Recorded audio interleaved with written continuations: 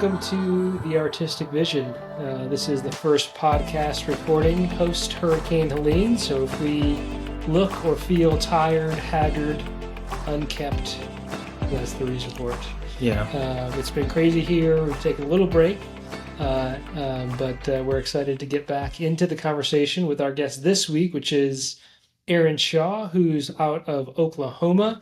She's a former professor at John Brown University, and she's an indigenous native person from the Choctaw Nation. I think what's most intriguing about her as a person of faith, as an artist, as indigenous, is the ways that how she talks is really similar, I think, to our vision in kind of a sacramental vision, that the world we live in is fragmented, it's dualistic, and what she tries to do in her work is to put things back together, to aim at wholeness, to see the spirituality, to see grace in the created world, and so she's got so much wisdom to provide from all of her kind of perspectives and identities that I think is really helpful for the listener. Yeah, it's cool to see someone who's roughly my age, I think, based on the year she said she graduated from college, say that she's just now getting to the point where she's like bringing these identities together, learning how they work together as someone who's a person of faith, Native American, and being okay with that and seeing how they work together. I also really liked her conversation on symbolism. She's really excited to talk about that, in the way that like her ancient heritage is Native American, but also as our biblical heritage, how those things shape a symbolic understanding, and we bring those things into the present. Just a rich heritage for her that I think is something that has made her artwork what it is. Yeah, and when she you'll hear it, but when she says we receive that tension, we don't resolve that tension, and I think that idea of reception in artistic practice as well, and in our lives as a whole, I think is really beautiful. We didn't get into half of my questions. I asked too many because I wanted to talk too long, but I'm going to put in the show notes her artwork, and she also does some things with children as well. So check her out. She's got more to say, but here's an introduction to Erin Shaw. Enjoy.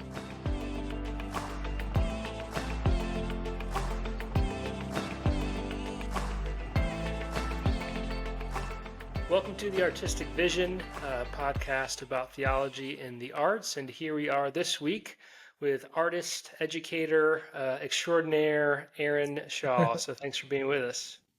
Thanks for having me. Yeah. So the first question we ask every guest is, what's your beginning with beauty? Which is to say, were you raised as an artist in an artistic family? Is it something that you appreciated later in life? What was your beginnings? Yeah, I loved that question because I think that I have a really strong foundation of beauty in my life, but it comes from growing up on like 400 acres in the middle of nowhere, and as a kid just having free roam of that land. And it's interesting because I think later in my life, I'm sure that I realized that was a gift, but I didn't realize until much later in my life the way that had actually deeply formed me, and in like really, really significant ways. And so I think that honestly, that's my beginning with beauty for sure. I really I wasn't raised in an environment that maybe appreciated or understood the artistic gifting. It's actually a huge part of my story. And I can talk about a lot of different things, but I can also not talk about it. So you'll just have to talk. You guys can interrupt me, but I do think it probably pertains to the conversation because the context of the majority of my life has been like the North American church. And I think for a lot of years, I don't think it's this way today, but I think in my formative years, there was not a real good understanding and concept of the fact that art is a gift and a calling and an obedience. And So I had these other gifts, and I had always just like a deep love for God, and um, I was really like pretty overtly talked out of my creative gift for the sake of stronger like leadership, and um, I can talk and I can write and those types of things. And so there were lots of conversations in my early years about like, we really think you have something to contribute to the world, but you've got to like let go of this notion of art. And I think it's really interesting that I feel like I have a tremendous amount of gratitude around the fact that somehow that has been preserved, because I feel like it's probably a pretty common story.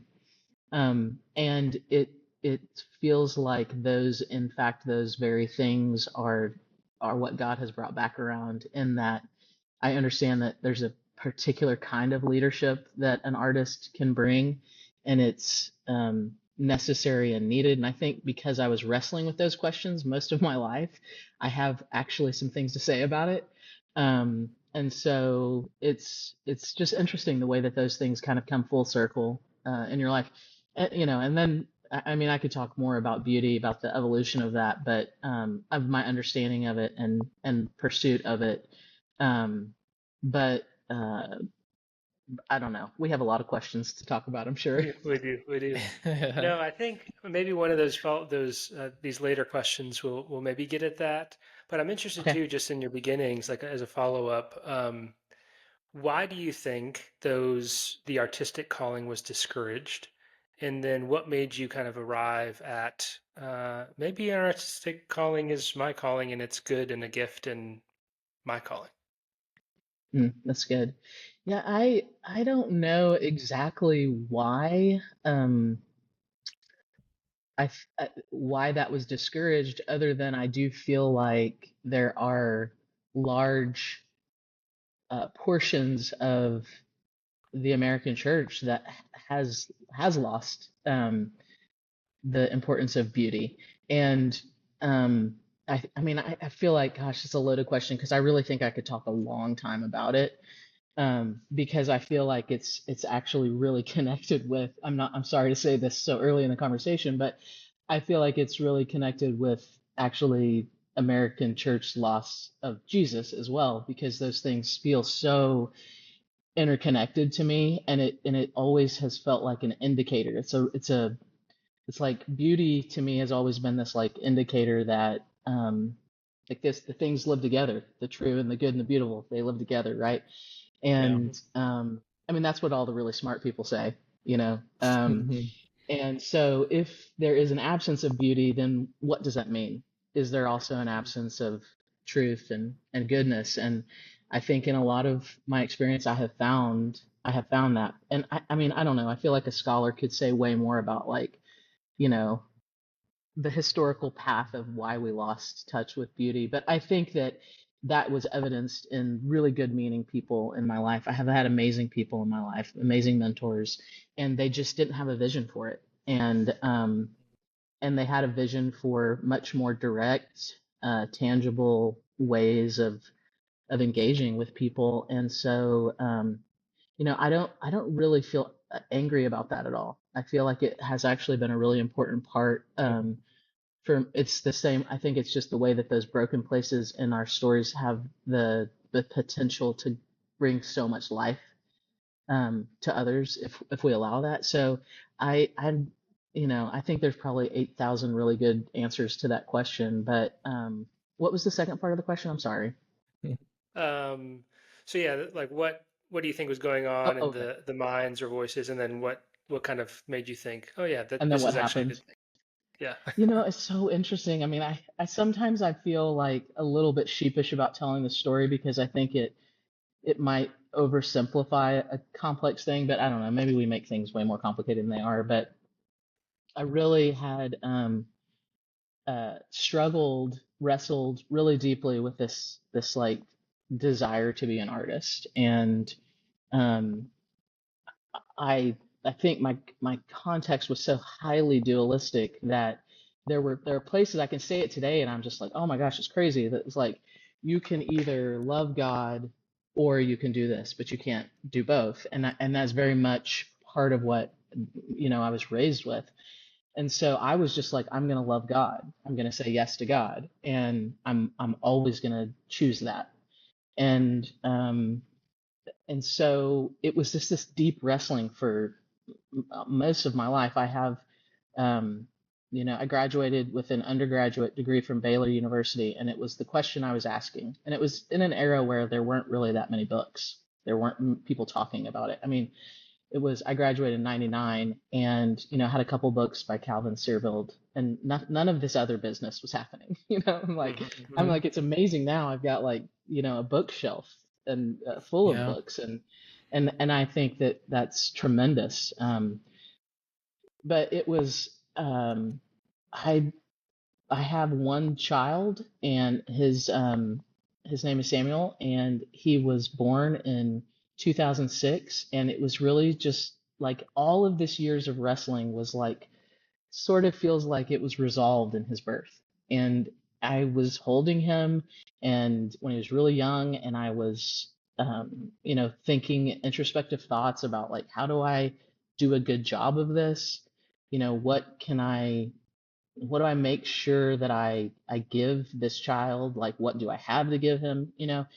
And it was all of these questions around like, I, uh, I think the conversation I was having with God was about being awake and alive, and that's like the greatest gift that I can give him. But in those moments, it was like I felt this whisper, however that happens for people, that the best thing you can do for Samuel is be who I made you to be.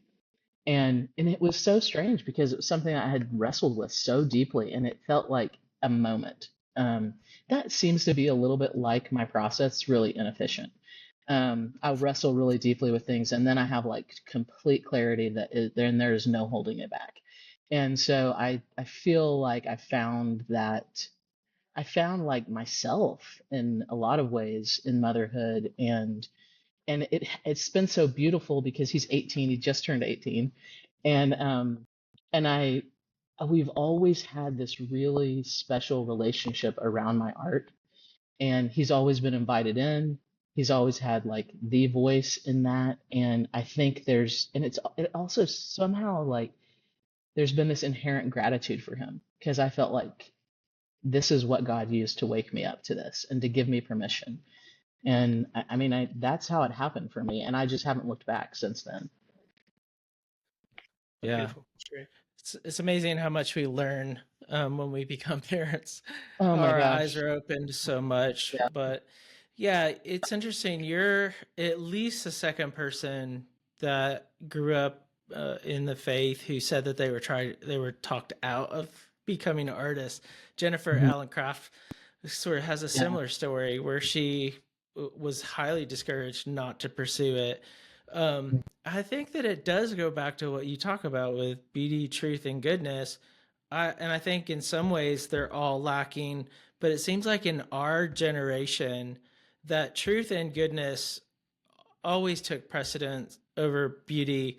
And so it was like if you could just be good enough in a moral sense, then you get this salvation thing, or if you just believe rightly enough, then you get this Right. truth thing. And it does seem like beauty was sort of an add-on or a craft time or something Hmm. fun for you to do, but never vocational sense. But um, I would love to talk. You talked a little bit about your process, and I would love to hear a little bit more about like your medium and your creative practice and some of the things related to your artistic practice. Yeah, that's great. I um, I would say that I am primarily a painter. Although I feel like there's a lot of crossover, like I really like objects as well. And I'm right now in my life I'm doing a residency, which allows you a lot of room to experiment. And so there's some really interesting things that are happening right now that I'm just like super pumped about, and I feel like is taking me in some directions that I have maybe wanted to go but not been able to. But the main thing is that I am and always have been really, really interested and motivated by stories. Just like completely fascinated by the way that narratives are. the things that are guiding, the ship of our life. They're so profoundly important. And I think that in a world that is so rapidly changing, stories are one of those things that I feel really confident that I can like hold on to, that is it's going to always be a way that we make sense of the world, and a way that we create, and a way that we move about and understand. And so it's like it's interesting, because in the beginning of my process, I mean, I feel like I went back to graduate school when Samuel was 2, which seems like so crazy now, but that was so like 16 years ago. And I was just like, they were asking me to be academic, and I was like, oh, I don't know, and I was like, I really love stories. And at the time, I didn't understand, like, oh yeah, this has got staying power. I mean, and I was actually thinking just this morning, I was like, God, it's fascinating that I'm as engaged in this topic this many years later, and feel like maybe I'm getting somewhere. Um, I say that stories are as much my medium as paint and canvas. And because I also kind of like sometimes view stories as like a material that I'm like taking apart and putting back together, and really looking at the way that stories influence us. And like right now, Yeah.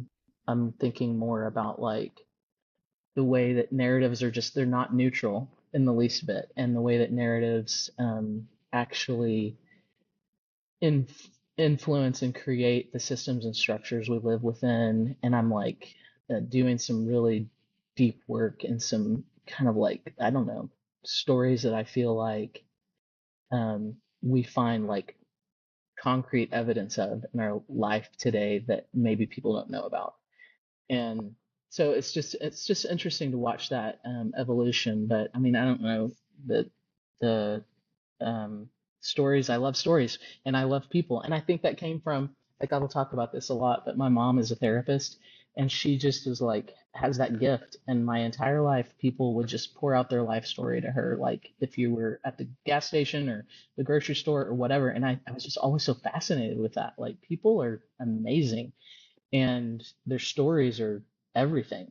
And so, I mean, that's a little bit about what my work is about. My process is a whole different. Are you able to talk about some of the exciting things you're experimenting with, or is that going to be like a whole unveiling at some I point? mean, I'm happy to talk about it. I do think that I have found part of my process, I think, is I had a mentor in graduate school that would remark about how intuitive I am in my personality, and that they didn't see that intuition in my practice, and that I needed to make more room for that within my practice. And so somehow I think that like made a lot of sense to me. And I'm like, oh, okay, I can. I think one of the things I've always really hoped for in my art practice is that it would just be a really integrated space, or a space for me to become more integrated. Because, like, as I've already talked about, you could probably just gather that like there are a lot of fragments and fractures in my story, just from like just the things that I've already said. And so I'm like, I think my practice has always been this. I say this a lot. I'm like, oh my gosh, I don't know how people that aren't artists like actually live their lives, because it's like this embodied thing that I come into the studio every day, and I'm like, I have the opportunity to like act it out and like push into it and wrestle with it like in my body and in my Yeah. experience.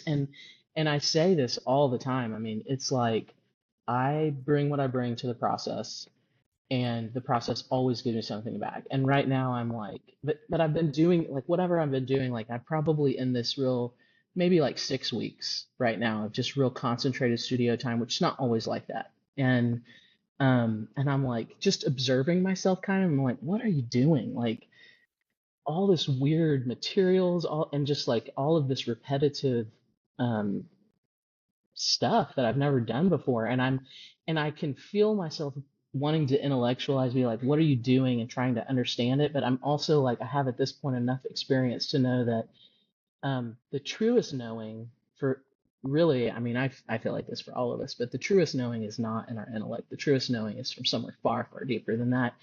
And so I'm like just trying to trust that process. And I feel like in the last couple of days, there's like I'm like, oh, this makes sense.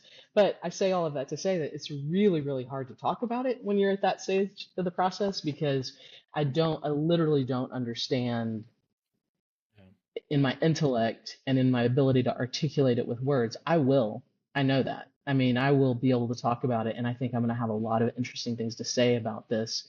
But that might be 6 months, it might be 12 months. And these are the ways it's like, oh, it's such a formative thing being an artist, because that's frustrating. It makes me Yeah. feel like I am subject to something greater than myself, which I am. Yeah. That's a reality, and Yeah. that's good for me to. It's good for me to be in that humble place on a repetitive basis. Hopefully, at some point, that like starts to sink in, that I am Yeah. not like really directing all of this. Yeah, Yeah. So, maybe a follow up there. Gary and I were talking offline before this too about like symbolism in your art hmm and in art in general. And Flannery O'Connor's influential for our work, and so she talks about how she writes these stories and the symbols take on meaning as the story progresses, but it's not like she's saying this symbol is going to mean this in the story. It's that the yeah, symbol kind of as it progresses, it moves on. I wonder if you can talk about that in your art. Like, how do you think about symbolism or even the stories you're telling as you're doing it, but you're not fully comprehending what you're doing? yeah. That question even makes It's sense. it sort of. I mean, I can respond. You can say like, no, that's not what I mean. But I do think Go for I it. think symbols are so fascinating, because they can carry so much information and knowledge and data, that you like get like in a split second. And there's um there's a quote by an ethnologist. His name is George Lankford, that I have on the wall in my studio. I'm in my studio right now, and it says, "The beliefs of societies were like I'm gonna be all like, oh, I can quote it, which I can. No, I can't. Um, the beliefs of societies were embedded in their stories, and those stories found expression in images. And I think that there's like a lot of just ancient images that I can connect myself to ancestrally, that I'm like, oh golly, I mean, it's like such a primal thing for humanity to use images to communicate. And in a Western context, we're so word based, and um, it's like something I'm really, really passionate about, is just like, and I think also I feel like I have a unique place in that I can talk about it. I can articulate it. I can, or maybe it's just that I'm willing to be honest, because I think that not all artists are. And but like I want new images. I want images that can tell the story of a beautiful story. Like I would say this all the time when working with students, like in every age God has called people to make the story beautiful. Doesn't mean that it's not a beautiful story, but there have been people in every age that have done this. And but images, I'm sorry, I'm getting a little off track. Yeah, it's fascinating the way that a symbol Yeah. can just like communicate so much, but it's also like that's the way that that's connected to story, and then the way that that shapes like the imagination of a people. It's truly Mm. profound. And I think that I am like completely convinced of that. And that can feel overwhelming to me at once, because I'm like, there's such potential and there's such need for new images, new stories, new songs, new metaphors. I mean, we desperately need that. And Yeah. that I think sometimes the potential of that can feel weighty, but I just try really hard to just be like, I'm not gonna maybe um, change the tide of history here, but I'm more likely to play a part if I will avail myself to it in the studio every day, and I just come in and I say yes, and I do what I feel like is coming to me, and I'm more likely to embody that. And if I'm embodying something, then I can go and be it in the world. It's like this huge combination of these like gigantic sort of thoughts and these small obediences. That's like what Yeah. it feels like. Yeah. But I don't think I answered your question about the images. I'm sorry. No. No. That's good. No, we all have kind of a rootedness in Old and New Testament, these ancient symbols that I think we're always trying to connect to our current context. And sometimes Mhm. it feels more overt and sometimes it feels more like connecting the dots. In my case, at this moment, we're recording 3 weeks after the hurricane hit Asheville, where we live. And I am like starving to sit down and to paint. And I feel like I can't do it enough right now. But a lot of that has to do with one, like I want to represent something symbolically, but also something, like you said, happens. I feel like that surprises me in the process and feels really comforting and helpful to me. I'm curious, like, what are I don't know, I have two questions that come out of that, but why don't I just go this way? As as someone who is indigenous, person who has a history of faith, what are the things that form your vision? The symbols that kind of come out in your painting. What are some of the major things? Yeah, that's a great question. I think um, something currently that is real, like, I'm just real, like, focused in on, and I don't know, maybe I've always been like this, but I think I'm just more cognizant of it, is uh, creation. Um, and because I think, like, it's, there's like all of this deep wisdom that it's an interesting paradox that might feel like it's out of touch, or like like what are the answers? We're like in such this like divisive, awful, like painful collective place, and I think most of us can be honest with that. And it's like, oh, we need answers, we need answers, and it's like there's this incredible wisdom that is playing out for us. So like it's like hidden in plain sight. It's like it's just all over. And I find that I'm like making myself making that more available to me, like just uh reading nature. It's like the first book, and there's such wisdom. And honestly, I really do feel like if I just didn't give myself to anything else, but I just did that, I would have a lifetime of knowledge and understanding. And it's like, just, I mean, I got like 8,000 examples of that, and they don't feel like overly profound, but it's just like, I've been in Oklahoma City. I moved to Oklahoma City about a year and a half ago, and I'm in this like little house, and there's this little backyard, and I spent a lot of time in the backyard, and it's not like an amazing, incredible, like beautiful oasis, but still, it's just like there's so much richness that's just like unfolding. And Mm. I like walked out in the backyard, and not that long ago, and there it was like it felt like overnight there were these, I don't know, peonies. I'm not good with all that kind of stuff, but Something there like were like that. flowers in bloom. It felt like it was a moment. It was like one day they weren't there, and one day they were there, and they were everywhere, like all around the fence. And it was just really profound to me to think like, I didn't plant those. I don't actually know who planted those. And I like didn't even do anything to tend to them. And I'm just like in this backyard, and nobody knows that I'm here, and I'm having Mm. this like moment with the creator that's like connecting me to whoever the heck planted these flowers. And then that's like this protracted metaphor for like what I'm doing today. I will never see the fruit of that. And that is like actually really, really beautiful. And that's just like a moment in my backyard. But I mean, I could tell you like 8,000 stories like that, and they probably get more profound. But I think that's the thing to me that feels like, could we just do this? Mm. Can we Yeah. just go for a walk?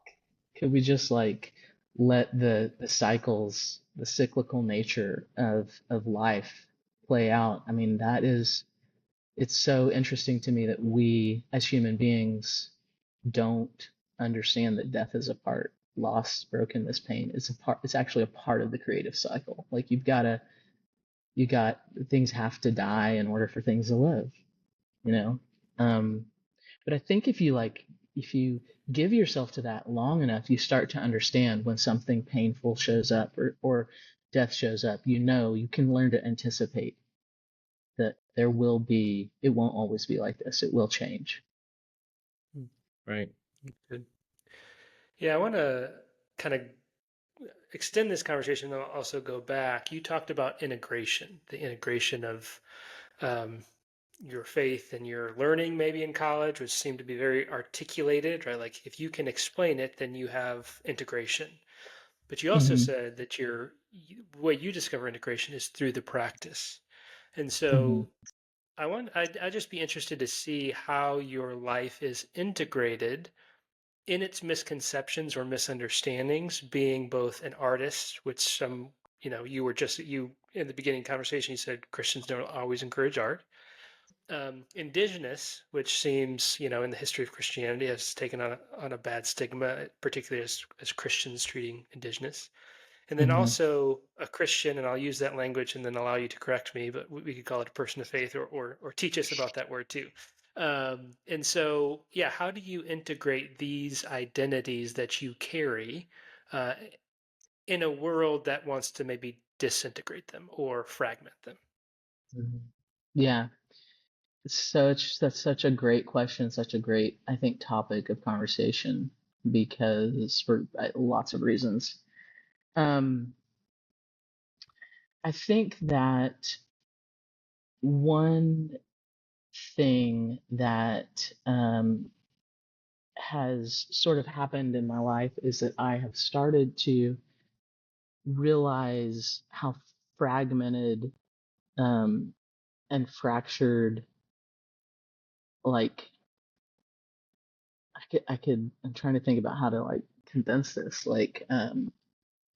Western thought is in some ways feels like to me that it starts from, I'm sorry, I'm not a scholar. Okay. So, I may say things you guys may be like, but it feels like it starts from this idea of separation. And when I say separation, I mean, I could also say duality. I could say splits. There seems to be almost an inherent hierarchy in the way that this world is formed. And you see that it's pervasive. You see it everywhere. And so I think that it's actually quite a task to think about the whole, to think about integrating, to think about like how do you make space for all of these things to be in relationship to each other and not hierarchical. And I mean, I'm definitely on that journey. I do think that, I mean, I believe that one thing that has helped me so much in that process has been my native heritage. So I'm a citizen of the Chickasaw Nation. I'm also of Choctaw descent. Um, and I, as I have done more and more of like, I think a word that a lot of people will use is this word reconnection, because uh, you know, I have always felt like I have a foot in two worlds. It's just it's like I can look back on my life, and now that I understand more, I can be more articulate about it. But it's always been there. And and as I have started to, I think, reconnect more in my body and my understanding and my practice, it has created this space for me to understand I mean, I used to be really strong about it. That idea of duality and separation is completely false. And I go back to creation. When you look in the created world, there is no separation. Things are so intimately interrelated. And you probably are experiencing that even right now in just the wake of what has happened and where you guys are. But and the idea that we are not connected to each other is like the greatest lie of all time. I Mm. mean, and I feel like that's a big part of what I'm doing in the studio right now is to try to demonstrate the connectedness. I'm not creating connection. I'm trying to make it accessible. The reality that when I, am it's just the reality that things are so intimately interconnected, and just also that nature knows what to do. It's it's like the most natural thing, and we are part of nature as well. It's like we really do know what to do. And so it's like that space, as I have walked that out and understood it more and more, I think it creates a really beautiful gift for me to be like, oh, um, okay, so to answer your question more specifically, um, I think that at some point, I have this show that is still traveling. It's like the show that won't quit. It's called Altars of Reconciliation. And it's with two really dear friends, Bobby Martin and Tony Tiger. And it's about being Native and Christian. And as all the scholars will tell you, you can't be both. They're like diametrically opposed. One thing that came to me is just like, this is a typical, remember when I said my process is really inefficient? I wrestle really hard and then it's really clear. And I realized that like tension is not something that Westerners do well. And tension is not something to resolve. It's something to receive. That's just something that kind of I was able to articulate. It's something to receive. And um, the idea that we are separate and like maybe not integrated is something that actually we've created. And we can use our creativity to push against that. And so I think what happened was in the course of that show, I started to realize like, actually this is my place. I am this and I can be all of that. And because I'm all of that, there's something actually unique that comes out of it, which then becomes my like thesis for like, please be who you are. Please like embrace the all of the nuance of your story and also read your life. Your story has got information that is connected to like who you are supposed to be in the world. So I think I keep feeling like I'm not answering the questions, but maybe I'm like kind of talking about the It's good. questions. It's better. It's better. That's true. I ask bad questions, you have good answers. That's what we do Okay. here. Yeah, for the sake of time, Gary, any follow-ups there before we get to the last question? There's like 18 more questions that I want to ask, but for the sake of time, I think we're gonna have to wrap it Yeah. up.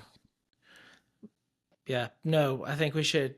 I want to hear the last question. I feel in some ways she just answered it, but let's hear her good answer to another bad question. No, the questions are great. So the last question for every guest we have is kind of the last word to give you space and time to talk to artists. A lot of people who listen are involved in some creative practice, and so what's something you'd want to say to them? Oh my gosh.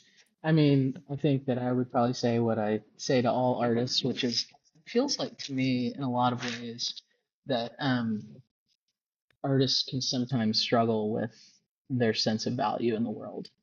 And I understand that quite well. I mean, I probably have struggled with it just this week. But I always want to empower people in general. But I think as artists as well, I want to empower artists. It's like I feel like the world needs artists now more than ever, and we need your specific way of seeing the world. We need your generosity. We need the way that you have been formed in your practice is really unusual, and the world needs it. And it's like I just want to encourage people to keep saying yes to that. You know, uh, because we need it, and I believe the church needs it more than ever. Um, and that that feels like a painful topic as well, but um, yeah, offer your gift. I think, and like if there was something that I could give people, it would be a grace to offer your gift and not um and to let go of the outcome of it. Um I think that we get really, really wrapped up in the outcome of everything we're doing as human beings. And sometimes we allow the outcome to measure whether something is right or good or successful or whatever. But I sort of feel like if I just keep saying yes and I keep offering my gift, then that's more than enough. It doesn't mean that it's always easy, but I would like for people that are artists to be empowered to know that their gift matters, to keep offering it, and to let go of the outcome. Good. Amen. We'll leave on that. Yeah. Thank you It's good guys so stuff. much for listening to Erin Shaw. Thanks for being here with us. Yeah, such great wisdom and insight. Really appreciate it. Thank you guys. Appreciate it.